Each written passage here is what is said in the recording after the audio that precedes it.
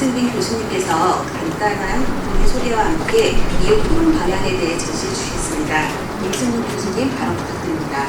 네, 안녕하세요. 반갑습니다. 저희 영시대학교 진학학기에 퇴직을 해서 명예교수로 있고요. 현재는 한성대학교에서 특임교수로 있습니다. 경기도의 도동자문위원회라고 있는데 거기 이제 부위원장을 지금 맡고 있고, 그다음에 여러 정부에서 주로 이제 지방 분권에 관한 외부 전문가로서 역할을 해본 적이 있는데, 최민호 시장님하고도 사실 인연이 굉장히 깊어요. 일본에 있을 때부터 뵙고, 또 저한테 일부 지방자치를 가르쳐 주신 분이에요. 그래서 제가 개인적으로 한국 지방자치에 대한 얘기를 일본의 동명대교 식당에서 수없이 들었습니다. 그래서 그런 이야기도 있고 해서, 근데 이제 우리 치 시장님은 일선행정에서 이제 쭉 하셨고, 저는 이제 연구를 쭉 해서 같은 길은 같지만 이제 그 방향성은 같지만, 그러나 이제 약간 시각도 좀 다른 면도 있다고 좀 느끼긴 합니다. 왜냐면은 우리가 이제 반영할 수밖에 없는 게 사회 변화라고 하는 건데, 이 사회 변화에 대한 여러 가지 원인이 제도적인 문제뿐만이 아니라 기술 발전, 거기에 따른 사람의 어떤 라이프 스타일의 변화, 소비 패턴의 변화, 이런 것들이 이제 전반적으로 함께 일어나게 되기 때문에 단순하게 어떤 제도만 가지고 이제 해결할 수 없는 과제들이 좀 많은 것 같습니다. 그래서 오늘 제가 좌장경 토론을 하겠는데 시간이 많지 않아서 제가 간략하게 말씀드리겠습니다. 근데 여러분들 너무 걱정하지 마십시오. 이 교수의 또 장점은 아무리 늦게 들어와도 끝나는 시간 똑같습니다. 여러분 집에 가실 시간은 제가 충분하게 안심하게 보여드릴 테니까 나머지 토론자분은 적극 활용하시려고 봅니다. 그 앞부분은 우리 최상위와 거의 같아요. 근데 이제 단지 제가 보는 시각은 한국 사회의 가장 커다란 문제는 세 가지 문제 말씀하셨습니다만, 저는 이제 갈등의 문제가 굉장히 크다고 봅니다. 근데 이런 갈등의 문제가 의외로 젠더 갈등이 굉장히 심해요. 제가 학생들한테 이번 학기에 시험 문제를 냈을 때 제가 가르친 과목 중에 하나가 정부 시민사 행정 부분이 있어서 국가와 시장과 시민사회 관계에 대해서 서술하라고 잘 썼더니 여학생들 상당 부분은 시민사회 역할을 강조하면서 소위에서 다양성을 강조하는 식의 이 결론을 맺었고, 남학생들은 상당 부분 국가주의적 관점입니다. 그러니까 뭐냐면 특히 군에 갔다 온 남학생들이 갖고 있는 생각은 군 가산죄 내지 거기에 대한 피해의식이 굉장히 크더라고요. 근데 이제 반면에 그게 왜 그렇게 갖게 됐냐 하는 건 여러 가지 있겠습니다만은 결국 이런 것 같습니다. 그러니까 기본적으로 남성 중심의 오래된 사회적 문화 속에서 제도적으로 우리가 여성에 대한 무대, 아니면 장애인 무대, 외국인 무대, 이런 것들이 파이가 같이 커질 때는 문제가 안 생기는데, 파이가 줄어들 경우에는 뺏긴다는 박탈감이 큰 것 같아요. 그러니까 내가 능력이 없어서 못 가는 게 아니라 내 자리 뺏겼다고 생각하는 게 강한 것 같습니다. 근데 여성들은 또 역으로 중고등학교 다닐 때는 내가 더 공부를 잘했는데 취업할 때보다 남자들이 먼저 취업이 돼요. 그리고 급여도 좀 더 많아. 경력 단절도 안 돼. 그러니까 여성은 여성대로 또 불만이 있고, 그래서 의외로 젠더가 굉장히 심한 것 같아요. 근데 이 문제가 단순히 한국 사회만이 아니라 전 세계적으로 이런 문제가 발생한 것 같습니다. 그래서 근데 제 나름대로 한번 MZ 세대들의 특징에 대해서 제가 정리를 해봤는데, 여러분들이 동의하시지 않을지 모르겠지만은 사고가 이제 확실하게 MZ는 개인주의적 사고가 매우 강하다. 이건 여기서 개인주의라는 것은 어떻게 본다면 에고이즘의 공무라고 하는 단어를 맨 처음 쓴 사람이 정신분석자 프로이트가 썼는데 그 자기 중심적인 것보다는 이제 개체주의적인 개인주의. 그래서 우리 사고공하고 다른 집단주의적 사고하고 다르고 어떤 그 부패하고 비리에 대해서도 개인적 비리에 관심이 크지 조직에 대해서 별로 관심이 없는 것 같아요. 세종시는 어떨지 모르겠습니다만은 제가 오늘 점심 식사를 여기 계신 인사혁신 처장님과 같이 식사를 좀 했는데 공무원의 이직률이 매우 높고 그 다음에 공무원에 대한 진입하고자 하는 그 시험의 응시율도 굉장히 낮아져가고 그래서 굉장히 문제다라고 하는데 결국 공직관이 굉장히 달라졌다고 하는데 확실한 것 같습니다. 그래서 기본적으로는 MBTI 보면요 I형이 많아요. E형보다 여기 세종시 공무원들이 많으신 것 같은데 특히 공무원은 I형이 많습니다. E형보다. 근데 I하고 E는요 이건 이제 안 바뀝니다. 세포적인 문제라. 뒤에 세 개는 바뀌지만 I하고는 안 바뀌거든요. 그래서 그 내가 좋아하는 거. 그래서 제가 이제 수권 집중화의 문제, 특히 이제 뭐 우리 부동산 문제 나오면은 강남 상부를 좋아하는 문제는 이미 종부세나 이런 문제는 의미가 없어졌다. 왜냐면은 종부세를 내는 게 불편하지만 낸다는 것 자체가 한국 사회에서는 귀족 사회가 됐거든요. 그래서 내가 어디에 사는 것 자체가 가지고 이제 특권층화가 돼버리고 그래서 소비 자체도 내가 돈을 소유하고 있는 게 중요한 게 아니라 내가 뭘 가지고 있냐가 중요한 거 바뀌는 것 같아요. 옛날에 뭐 저희 세대와 저희 윗세대들은 모아서 뭘 할 거라고 생각하지만 그렇게 생각하지 않고 내가 지금 뭘 갖고 있냐가 중요한 세대로 바뀌었다고 생각합니다. 그래서 그 세종시의 인구가 집중 또는 이 인구 감소 지역의 인구가 늘어나게 하는 방법은 문화적으로 좀 바뀌어야 될 것 같아요. 여기서 문화라고 어떤 단순하게 뭐 예능 뭐 그런 게 아니라 그리고 생활의 패턴이 바뀌어야 될 것 같아요. 그래서 제가 여기 오늘 여기 오는데 무척 멀었거든요. 서울서 여기 오는데 근데 그 행적 관계가 상당 없는 것 같아요. 예를 들어서 세종에서 서천이라든가 또는 세종에서 다른 지방과의 연계성 그런 게 좀 더 필요하지 않겠나. 그러니까 서울만 중심으로 해서. 그다음에 주요 이슈로 얘기했던 건 뭐 헌재라든가 이건 이미 시장께서 짚어주셨기 때문에 그 말씀만 뭐 안 드려도 될 것 같고요. 단지 이제 국가균형적 관점에서 본다면 그 뭐 우리 시장님 잘 아시겠지만 그 요즘 이제 전 세계적으로 지방 소멸 대응하는 데 도시들이 압축 도시로 성장하거든요. 압축 도시는 그 오히려 중심부를 규제를 완화시키고 주변부를 규제를 강화시킵니다. 그러니까는 그 녹지 지역을 오히려 규제를 강화시키고 중심 타운에는 하이 타워식으로 이렇게 압축시켜요. 그러면서 더 집중화시키는 전략을 쓰거든요. 그게 이제 행정 비용도 감소시킬 뿐만 아니라 사람들의 어떤 행태가 이렇게 변해가고 있다는 거죠. 그래서 세종시도 너무 분산적인 것보다는 압축적으로 집중화시켜 아까 말씀하신 클러스터 형태로 해야만이 다른 지역도 같은 연계성 갖고 발전할 수 있지 않겠냐. 무엇보다도 아무튼 헌법 개정이 필요할 것 같고 그 다음에 말씀하신 것처럼 세종시로 국회 분원은 이미 기재부가 예산까지 다 지난해 연말에 올 총과 그게 다 통과 다 됐어요. 5조 원가량에. 그래서 거의 뭐 기정사실에 돼 있고 그다음에 대통령 제2집무실 같은 경우는 거의 뭐 확정적으로 다 되어 있어서 이제 시간은 한 5년에서 6년 걸리는데 문제는 이제 돈이 빨리 투여가 되면 빨리 또 진행이 되는 거니까 그건 이제 세종에 계시는 여러분들의 뭐 역량 여기 출신의 국회의원들 뭐 시장님 이런 분들의 좀 더 예산 투여 그러니까 예산 투여 빨리 하면 빨리 돼요 사실. 예. 그래서 이상으로 마치도록 하겠습니다. 그리고 이 세 분의 토론자를 모셨습니다. 먼저 대전시 지방시대위원회 최진혁 위원장님 부탁드립니다.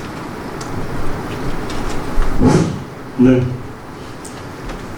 반갑습니다. 저는 대전시 지방시대위원회 위원장 역할을 하고 있고, 저도 역시 충남대학교 자치행정학을 하면서 도시자치 융합학과로 지금은 맡겨 있는데, 여기 작년에 저도 정년을 맞이해서 물리적인 나이에서 정년을 맞이하고 지금 이제 명예 교수로 활동을 하고 있습니다. 뭐 수없이 공부한 영역이 자치분권, 균형발전 이쪽 분야에서 거의 근 30년 가까이 연구를 하고 또 현장에 우리 시장님 오늘 말씀을 드리니까 구구절절히 정말 피토하는 심정으로 지금 현장에 얘기하신 것 같아서 가슴이 너무 뭉클해졌어요. 그래서 저희들이 연구자로서 학교에서 또 교육자로서 해왔습니다만 왜 우리가 이런 세종시의 아픔을 주고 있는가, 그리고 왜 세종시장만이 이렇게 아픔을 얘기할 수밖에 없는가. 다른 쪽에서 그렇게 자기 것으로 받아들이지 않는, 대한민국이 하나로 돼야 되는 그런 부분이 왜 이렇게 서로 다른 생각으로 화합과 통합이 되지 않는가, 이런 생각이 갑자기 들었어요.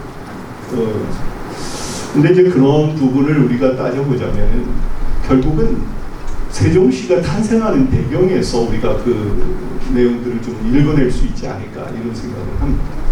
그래서 우리가 세종시라는 말을 만들어내기 이전에 우리가 신행정수도라고 하는 그런 부분으로 이제 수도권에 너무 많은 비대화된 그런 부분들을 해결해 주기 위해서 우리가 지방분권과 국가균형 발전 이런 표로 해서 우리가 노무현정부라고 하는 부분들이 사실 만들어지게 되는데, 그때의 배경이 저는 충청권의 어떤 표심을 얻기 위한 그런 정치적인 전략적인 그런 부분이 들어가 있었기 때문에 어쩔 수 없는, 물론 우리나라가 균형 발전을 해야 되는 그동안 불균형 발전 속에서 나름대로 수도권이 그 역할을 담당할 수밖에 없었죠. 서울이라는 거.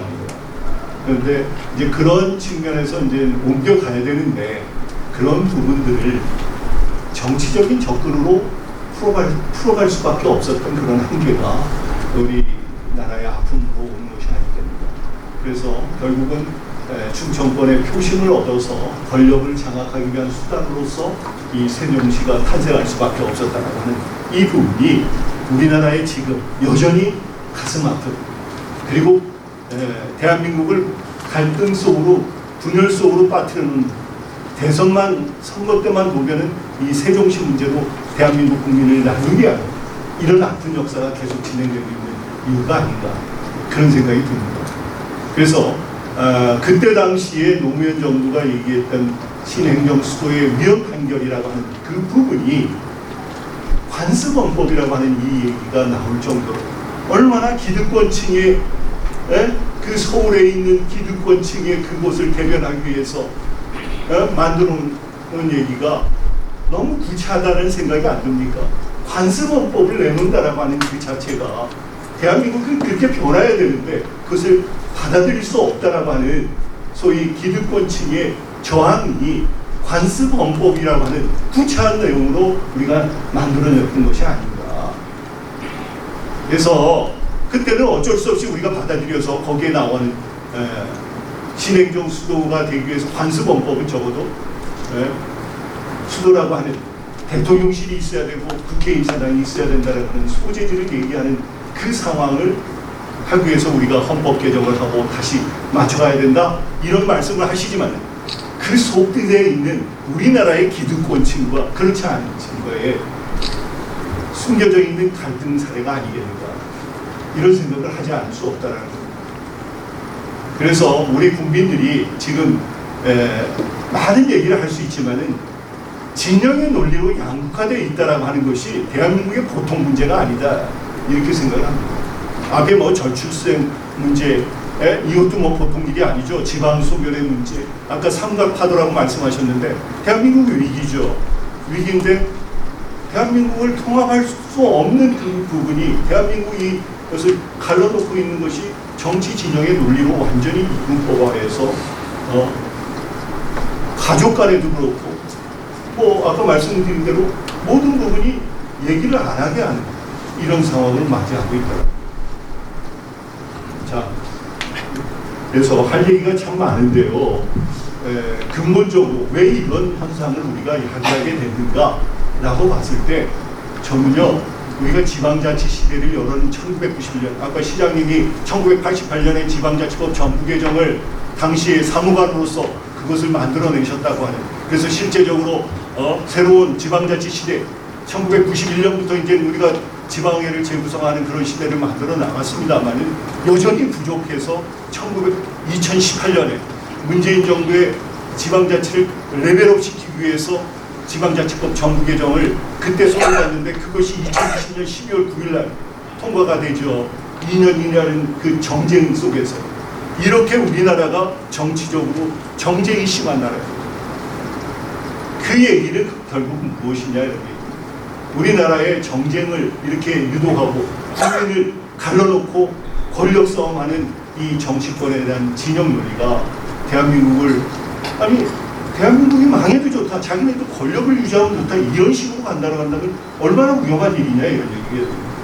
그래서 그런 부분에 대해서 우리가 지방자치와 균형 발전을 수없이 이론적으로, 논리적으로, 시장님과 같이 열정적으로 가슴 피토하는 심정으로 얘기하고 있지만은 이것이 내게 아니다, 우리 진영하고는 상관없는 논리다, 이런 식으로 그냥 배격해버린다면은 대한민국이 어떻게 앞으로 미래사회를, 밝은 미래사회를 열어나갈 수 있겠습니까? 저도 피토하는 심정으로 사실은 학교에서나 학생들한테 수없이 강의를 할 때 그런 얘기를 하지만은 내 얘기가 아니다, 이게. 이렇게 대한민국이 서로 각각의 상황으로 갔다라고 하는 이 부분이, 저는 정치적인 공간이 지방자치 시대를 지나면서 정치적 공간이 너무 커졌다라는 거예요. 이 정치적 공간이 너무 커지면서 그것을 규제하고 제재할 수 있는 이러한 부분들이 상당히 약화되는 상황 속에서 우리가 이런 문제가 지금 맞닥뜨리고 있는 것이 아니냐.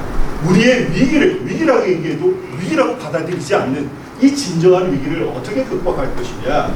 이 부분이 저는 시장님의 그 열렬한 피토하는 심정으로 얘기하는 그 말씀이 오늘도 여전히 저 똑같은 마음으로 와닿는 얘기다.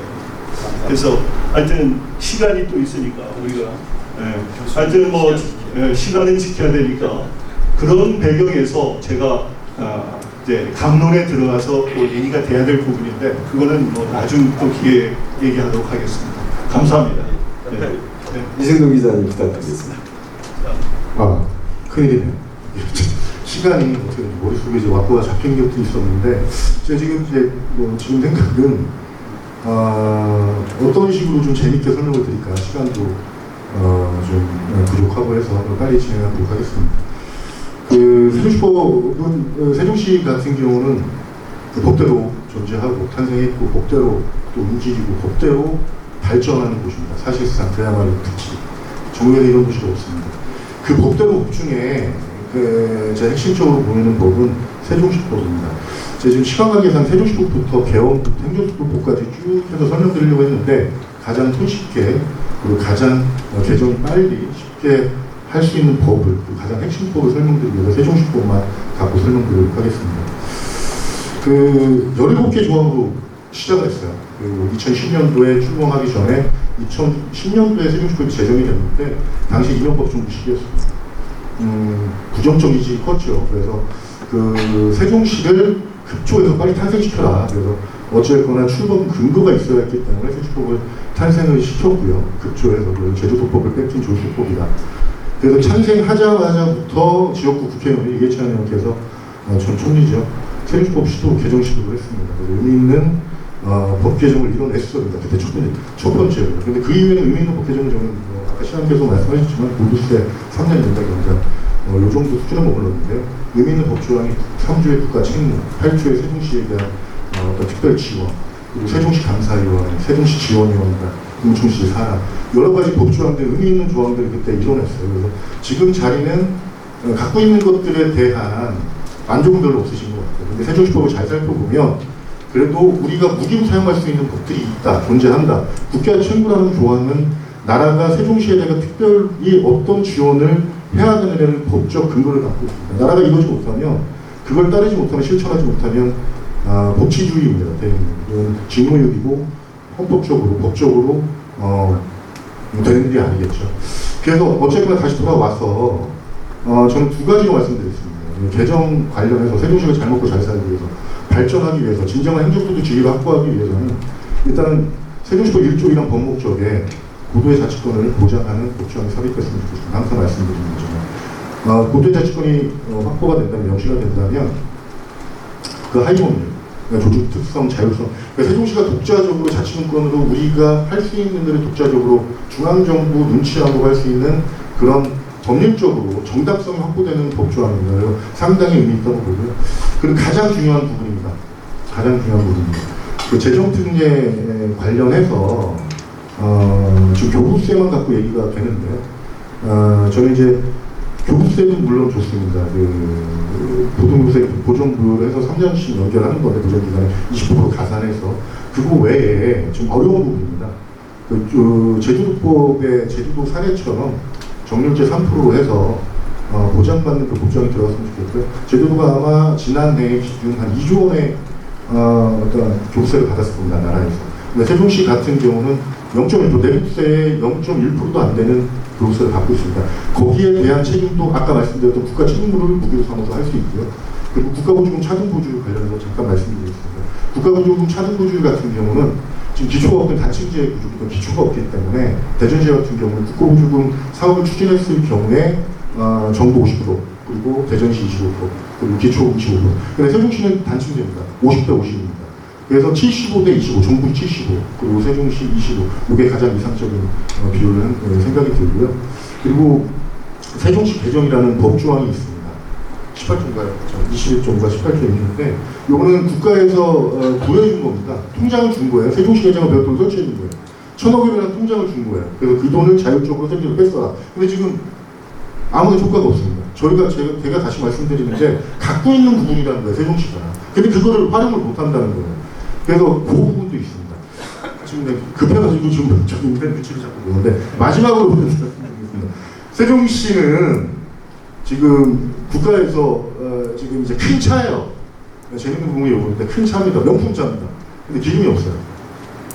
운행이 없어요. 그 기름을 아끼려고 목적지까지 3시간씩 천천히 달려가고 있어요. 돈이 없어서. 그리고 집은 저택입니다. 저택이에요. 근데 가전제품도 최신형이에요. 근데 전기세를 못 내가지고 운영을 못해요. 애들 학원비를 못 줘요. 집은 저택이에요. 지금 그런 상황입니다. 그리고 출범 13년입니다. 13살밖에 안 됐어요. 그리고 정부가 국가가 운영하고 있는 국가가 건설하고 있는 도시입니다. 아직은 국가 보호가 필요합니다. 부모의 도움이 필요한 거예요.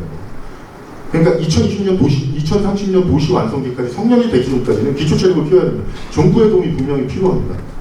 근데 지금 그게 현실적으로 되지 않고 있어요. 근데 그 정부 지원이라는 게 지금 제가 말씀드렸던 거, 기존에 갖고 있는 법조항들을 받아들이고, 그 법치주의로서 법에 따르고, 그리고 우리가 또 새로운 법을 개발하고, 그런 계기가 분명히 필요하다 봅니다. 그러기 위해서는 충청권과 범주체계 구축이 필요하고요. 그리고 시장님, 저희한테 힘을 드리는 말씀인데, 그 세종시의회나 지역정치권의 도움이 반드시 필요했으면 좋겠습니다. 네, 감사합니다. 그리고 세종시 공무원들한테 지금 한 말씀 드리고 싶은데요. 지난 10년간, 13년간 행정수도 완성에 노하우를 쌓으신 분들이에요. 아무것도 모르고 세종시를 이제 고통분담 차원에서 세종시에 소속 기속해서 열심히 일하시는 분인데, 지난 13년 동안 노하우를 쌓으신 분들이 세종시에 재정이 없어서 일이 열정이 있어도 사업비가 없어서 일을 못하는 그 현실, 그거에 대해서 좀 곱씹어 봤으면 좋겠습니다. 예, 감사합니다. 우리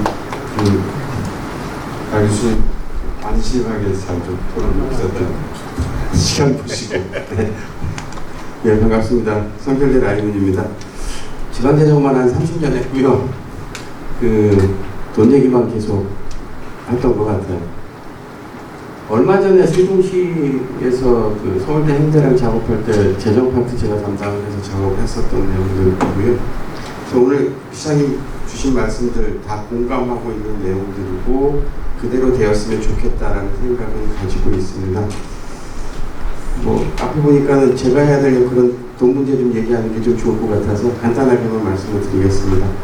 세종시가 지방세 부담은 1인당 지방세 부담은 전국 3위 정도 되는데 1인당 세출 예산액은 꼴등인 거예요. 17등 정도 되지 않을까 싶어요. 이 얘기는 뭐냐면 자체 재원은 많이 부담을 하는데 이전 재원이 중앙으로부터 내려오는 돈이 적기 때문에 결국은 1인당 세출 예산액은 적을 수밖에 없는 구조가 되는 거죠.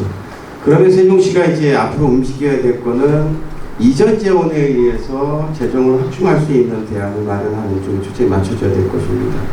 결국 이제 이전 재원이라고 한다면 시장님 말씀하셨던 것처럼 교부세가 될 거고요. 근데 교부세 산정할 때 좀 고민이 좀 필요한 부분들이 있어요. 단층제가 가지고 있는 한계 때문에 덜 받는 부분들이 있어요. 방역과 기초분 중에서 덜 받는 부분이 있는데 그 부분이 적지 않은 비용입니다. 그래서 그걸 산정해야 되는 부분들이 있고요. 그 다음에 지역 특성 수요가 또 하나 있죠. 그게 뭐냐면 건물을 져서 세종시로 넘겨주고 유지 관리하는 비용을 세종시가 부담을 하고 있어요. 근데 이게 적지 않습니다. 점점 늘어나고 있어요. 일반에게 한 4% 정도 되지 않나요? 앞으로 더 늘어날 거로 생각이 되고요. 그럼 이런 수요를 반영을 해서 그 교부세를 산정을 해야 합니다. 그렇게 되면 제주도보다는 적지만 그래도 2% 정도는 되지 않을까라는 생각을 좀 해보고요. 이거를 법정률 방식, 정률제 방식으로 전환을 해서 제주도와 유사한 형태로 받는 게 좋겠다라는 그런 생각들을 좀 해봤고요. 또 하나는 균특에서 광역과 기초로 나뉘어져 있을 때 그렸던 그림하고 단층제 형태로 나왔을 때 그림이 좀 다르거든요. 여기서 발생할 수 있는 손실분이 있는지 정밀하게 좀 검토가 필요한 부분들이 있다. 그래서 그거를 좀 다 받아내야 된다는 생각들이 좀 들고요. 제가 이 작업을 하면서 제일 고민스러웠던 건 뭐냐면 세종특별자치시가 만들어지면서 공공기관들이 순식간에 만들어지고 전부 이관이 돼서 관리하고 있는데 이 얘기는 뭐냐면 거의 유사한 시기에 건물을 전부 다 다시 져야 한다라는 생각이 드는 거죠. 그러면 이제 그때 비용은 누가 낼 것이냐.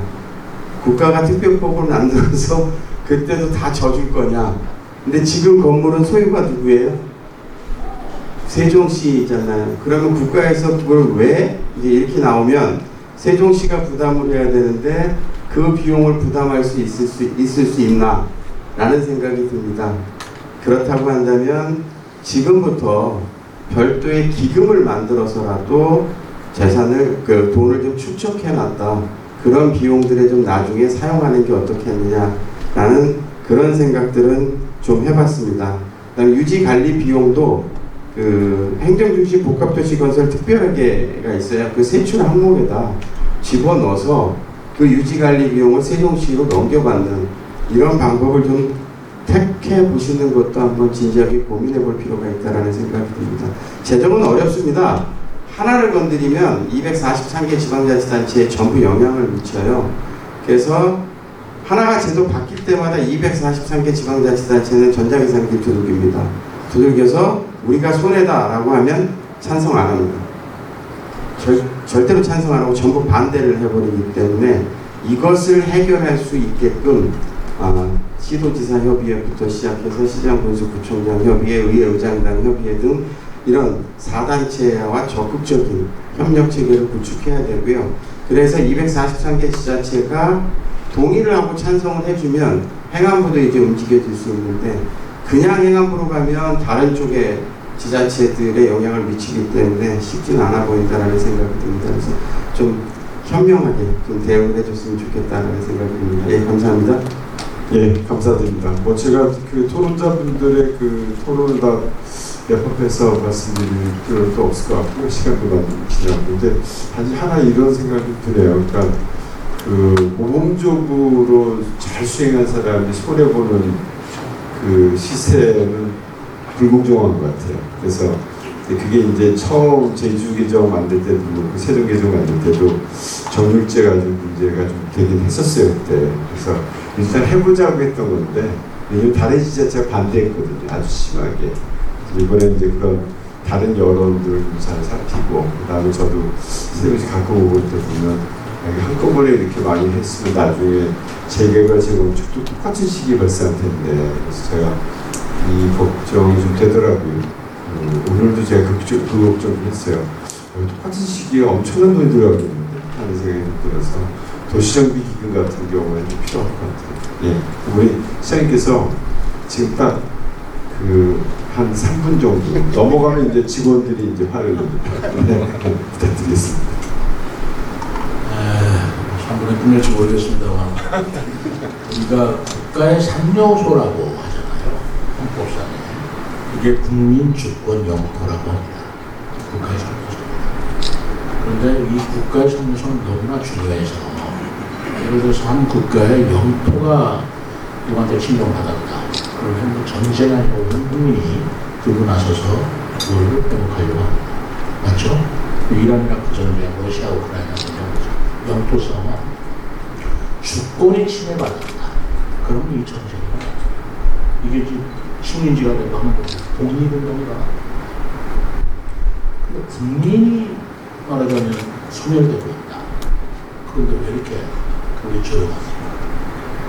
주권과 영토가 침해를 받았던 국가 상명소 중에 한 곳은 국민이 지금 줄어들고 있는데 국가가 소멸되고 있는데 왜 이렇게 조용합니까? 교수님들 왜 이렇게 조용하세요? 그렇지 않습니까? 국가의 상명소가 국민 주권용토인데 주권 영토가 손톱만큼이라도 침해받으면 뭐 전 국민이 난리 나고 뭐 국방비 아끼지 않습니까? 근데 국민이 지금 줄어들고 있어서 국가가 소멸되고 있는데 왜들 조용히 하세요? 라고 저는 그런 말씀 드리고 싶고요. 수생률 문제 때문에 그렇습니다. 이거 교부세 문제 제재 문제인데 이건 제로세움 게임이에요. 저는 현장에서 너무나도 해봤기 때문에 교부세를 세종시에만 준다. 그러면 어느 정도를 뺏겨야 돼요. 또 가만히 있겠습니까? 우리 내국세 비율의 19.24%가 지방자치단체 교부되는 교부세 이율입니다. 19.24%라는 약 150조가 되는데요. 그것을 각 자치단체가 나눠먹게 하는데 얼마나 치열한지 교수님들 잘 아시지 않습니까? 돈 인력 갖고 머리 터지게 하려고 싸우는 거예요. 굉장한 정치한 논리로 교부세를 내는 겁니다. 누구도 이 일을 제대로 못할 논리가 없으면 난리가 나는 거예요. 그래서 세종시만 억울하니까 정액으로 제가 볼 때는 실현이 불가능할 정도로 다른 자치단체 피해를 줍니다. 그런데 한 가지 또 이 얘기하면 또 난리가 나는 문제인데 우리나라 교부세가 보통 교부세는 자치단체에 교부된 교부세가 있고요. 교육청에 교부된 교육교부세가 있습니다.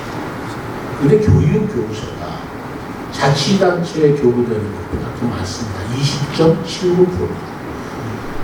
우리 보통 교부세는 19.24%, 교육교부세는 20.79%. 그런데 제가 아까 말씀드렸지 않습니까? 학교가 줄어들고 있습니다. 학교가 없어지고 교사 인건비가 줄어들고 있어요. 그러니까 교육청은 지금 적립금이 굉장히 쌓여 있습니다. 뭐 제가 세종시 예를 들면 또 어떻게 말씀드릴지는 전국적으로 교육은 적립금이 쌓여 있어요. 그런데 지방자치단체는 교부세가 어느 자치단체에 방문하고 지금 재정이 다 부족합니다. 그런데 우리가 앞으로 미래를 볼 때 어디에 중점을 두어야 할 거냐라는 건 제가 국민 얘기했지만 영유아 문제에 정말 신경을 써줘야 됩니다. 제가 글로벌 포용국가 개념도 얘기했지만 그것도 그거지만 어쨌든 우리 국민 늘려야 되는 것이고 젊은 사람들이 출산을 하거나 육아를 할 때 조금이라도 부담을 줄이는 노력을 우리가 할 수 있을 만큼 해줘야 되는 거 아니겠습니까? 그건 누가 합니까? 자치단체가 합니다. 그리고 두 번째로 중요한 우리 대학생 이상 청년들 어떻게 합니까? 제가 아까 인력 문제 얘기했는데 정말 고급 인력이 없이 우리나라 기업이 어떻게 세계적인 경쟁력을 우리가 뚫고 나가겠습니까? 이거는 대한민국의 앞으로 정말 경쟁력, 생존율에 관련된 문제인데 그 청년 문제, 대학생에 대한 지원 문제는 자치단체가 책임을 지고 있고요. 교육청은 초, 중, 고등학생에 대한 책임을 지고 있습니다. 저는 그래서 교육감들 이 얘기를 맞아 죽을 생각이라고 하겠지만 차라리 제로섬 게임이라고 또 국가는 뭐 가만히 안 있어요. 중앙정부에서 교부세를 늘려가지고 지방에 내려오는데 중앙정부에서는 어떡하냐 양보가 없어요. 기재부에서 양보가 없습니다. 그러나 우리가 현실을 직시해야 됩니다. 저는 교부세를 같이 했으면 좋겠어요. 19.24%에서 20%, 20.79%에서 20%. 똑같이 교육교부세와 지방교부세를 20% 한다면 20.79%에서 0.79%가 교육에는 좀 덜 가지만 그거를 가지고 자치단체에 이관을 오히려 해서 영유아 문제하고 우리 청년 대학생 문제 해결해 줘야 됩니다. 지금 대학 재정이 얼마나 어려운지 대학에 계시는 분 너무나 잘 아시지 않습니까? 돈이 없어요. 대학도 없는데 라이 사업이니 글로컬 사업이니 한다고 해서 자치단체 계속 재정을 의존하는데 자치단체는 돈이 있냐 말이에요.